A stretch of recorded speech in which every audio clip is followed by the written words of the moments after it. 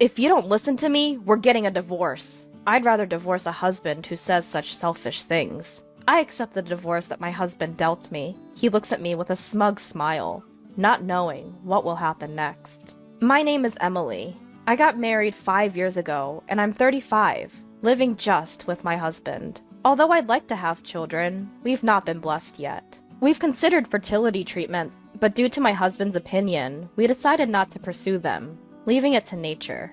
If we can't have them, it's still a life living, just the two of us. My husband said that, and it helped to ease my mind a bit. After we got married, both of my husband's parents passed away, one after another, which left us no time for treatments. Truth be told, my husband is quite dominant. My husband was originally senior at work. In front of relatives, he'd refer to me as his foolish wife, and if I made a mistake, he'd scold me without mercy. Since our relationship was hierarchical before marriage, it continued even after marriage. This may make my husband sound like a bad person. He has his gentle side too. When I was his subordinate, he gave me accurate advice and guidance when I made mistakes or when things didn't go well, and he'd express his appreciation for my hard work. More importantly, he was the one who encouraged me when my beloved grandfather passed away and I was feeling down. This led us to start dating and eventually got married. After getting married, I retired and am now a full-time housewife. Hey Emily, I'm home. Welcome home. My husband usually gets home after 9 p.m. Being a manager, he has a lot of work and is almost always in overtime. You're late again today. You must be tired. I pick up the shirt and socks that my husband has taken off and talk to him. He just sits on the sofa and doesn't say a word.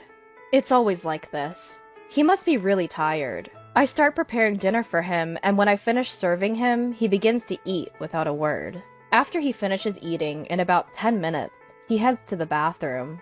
I prepare a bath towel and underwear for him and start cleaning up after dinner. And when he comes out of the bath, he goes straight to the bedroom. My husband has always been a man of few words, but I wonder if the recent promotion has been building up his fatigue. For the past year or so, there's been very little conversation between us. But even so, I trust and love my husband.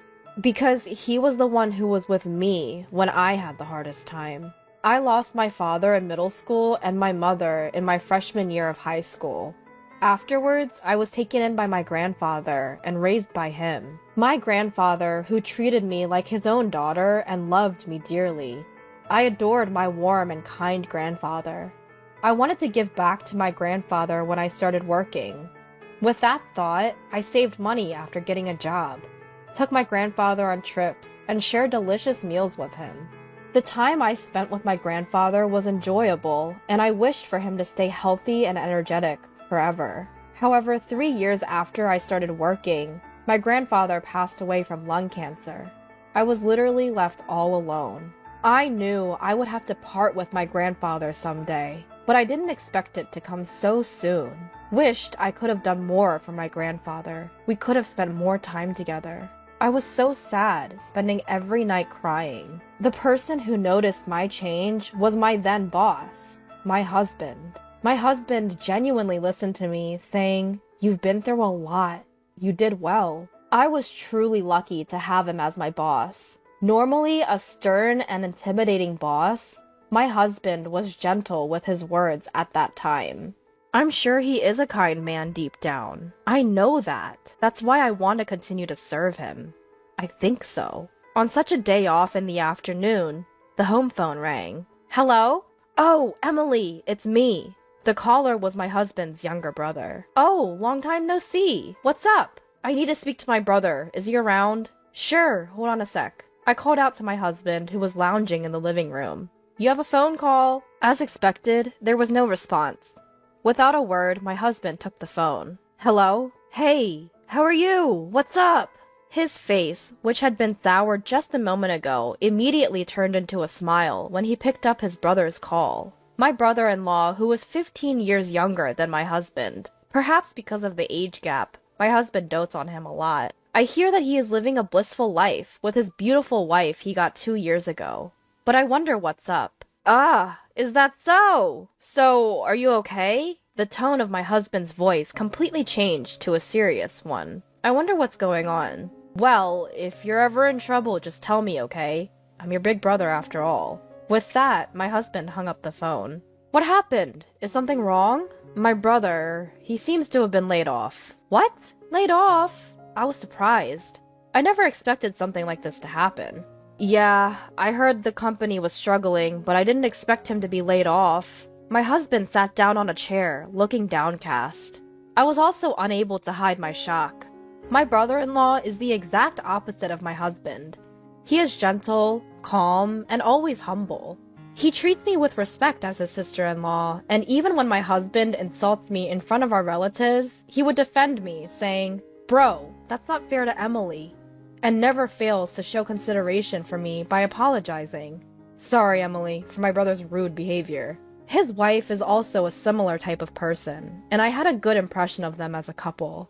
And now, he has been laid off. I started to think about what I could do for my brother-in-law and his wife. I want to help them, wanted to support them, even little. That's what I'm determined to do. Hey, isn't there something I can do? I asked my husband. He gave me a sharp look. What do you mean by something? Well, I was thinking, can't we do something to make your brother feel even a little better? At my words, my husband sighed heavily. You really are a hopeless woman. You, who haven't been out in the society, wouldn't understand this. He's going through the toughest time right now. To casually say if there's something we can do, outsiders should keep quiet. His aggressive attitude took me by surprise. I'd meant well, but it seemed I'd rubbed him the wrong way. Outsider?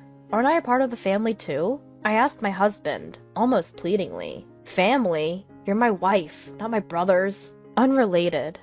Outsider. His words struck me like a knife to the heart. I'd never seen my husband this aggressive before.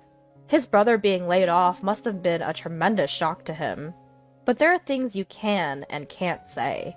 Just don't do anything unnecessary, he said before he walked out the door. After that, he became even more oppressive towards me. What's with this meal? Learn from my brother's wife. What did you do all day today? My brother's wife always keeps herself tidy and manages the household work perfectly, he barked. I'd never seen him be so unreasonable. I wondered what on earth had happened.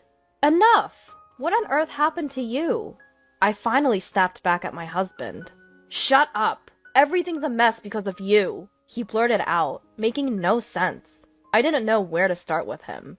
Before long, we weren't even making eye contact, and the gap between us was growing wider and wider.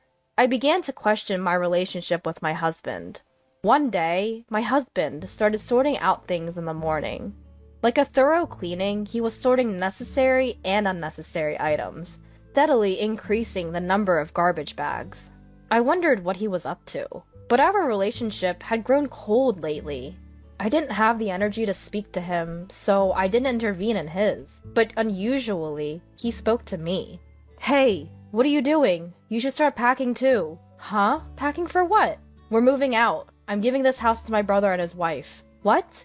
What are you talking about? I found out that he intended to give the house where we were living to my unemployed and struggling brother-in-law and his wife. Wait a minute. Why are you doing this all of a sudden? Shut up! Don't defy me! My husband shouted at me loudly, but I didn't back down.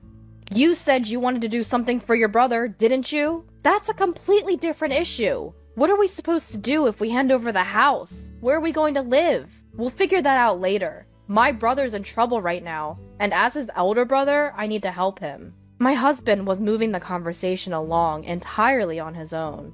To begin with, my brother-in-law was not the kind of person to kick us out and move into someone else's house brazenly. Despite this, why?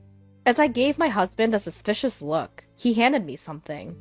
If all you're going to do is talk back, you're of no use to me anymore. We're getting a divorce. Get out of here, right now. He threw at me the divorce papers already filled out. I couldn't believe he was proposing divorce. Stunned by my husband's unexpected move, I could only stand there. And yet, it felt strangely appropriate. I didn't feel like we could continue as a couple even if we stayed together. Maybe this is a good opportunity. I picked up the divorce papers that had fallen to the floor and signed them, without a word. My husband was watching me with a triumphant smile. His expression was so comical that I almost burst out laughing. When I had finished filling out the divorce papers, I turned to my husband. This house isn't yours, is it? Huh? This house is the one I lived in with my grandfather. And the land was his too. They both passed down to me, remember? At this, it was my husband's turn to be stunned. If it's in my name, how are you going to hand it over? Huh? How are you going to? I pressed my husband with questions. No. I mean, my husband suddenly became flustered. Did you forget?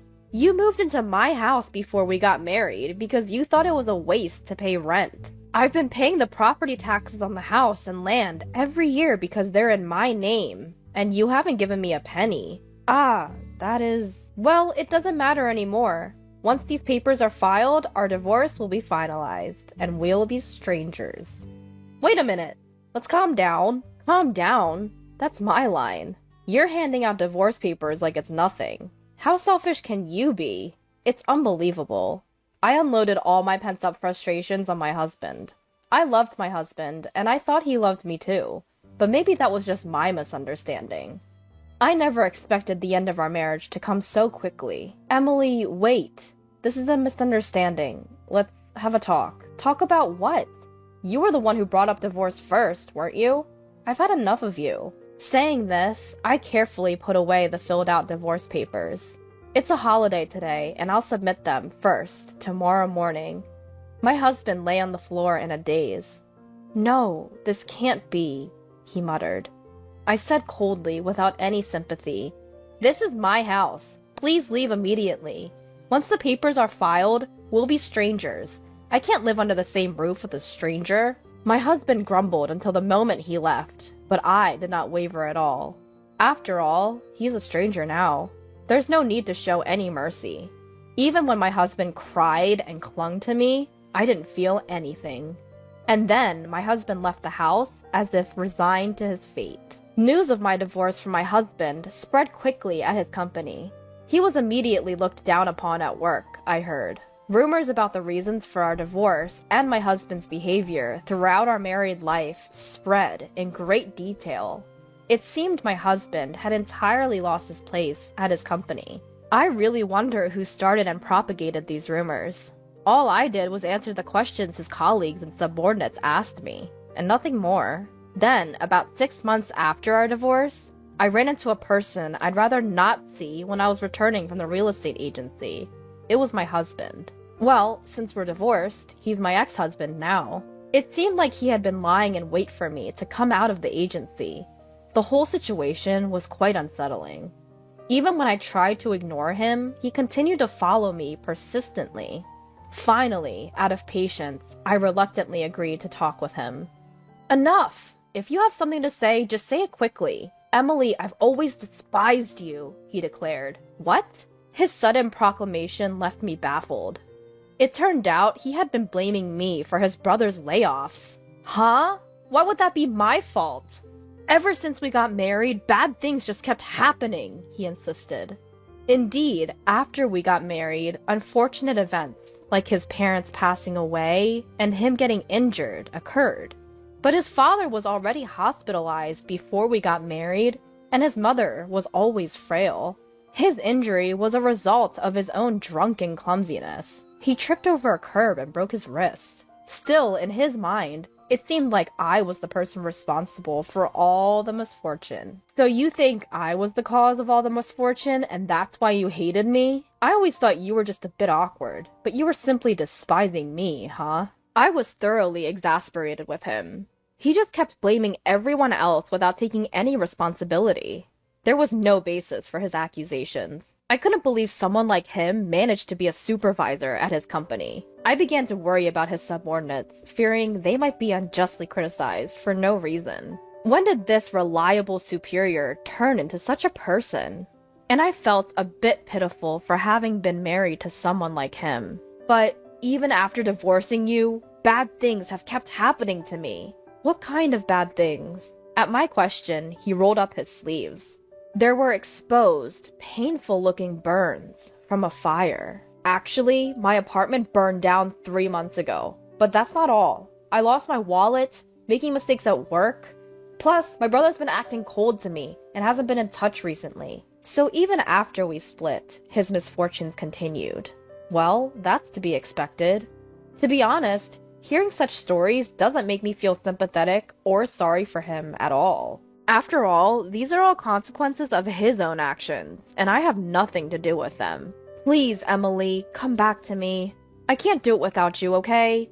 We've been a couple for so long. Didn't I take care of various things when you were still a working woman? And didn't I help you so much when your grandfather passed away? Didn't I? Looking at this man in front of me, trying to guilt trip me, I felt a chill run down my spine. All your misfortunes are from your actions that took.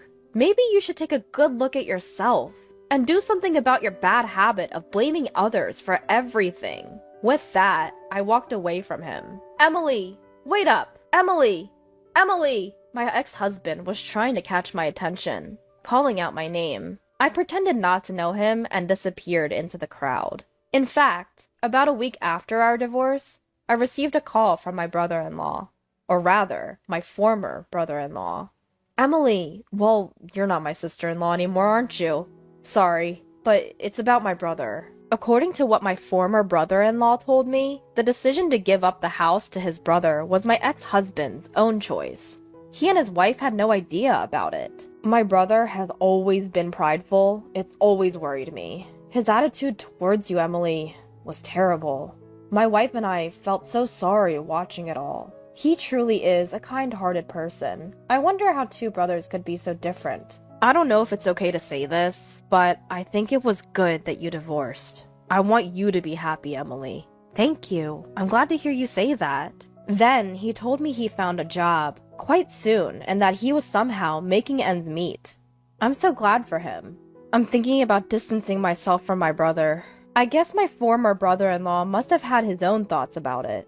He intends to gradually lose contact with his brother, my ex-husband. The reason why my ex-husband couldn't reach his real brother was because of this. My ex-husband, who divorced his wife and was estranged from his beloved younger brother, was truly alone. I hope he realizes the weight of the mistakes he's made.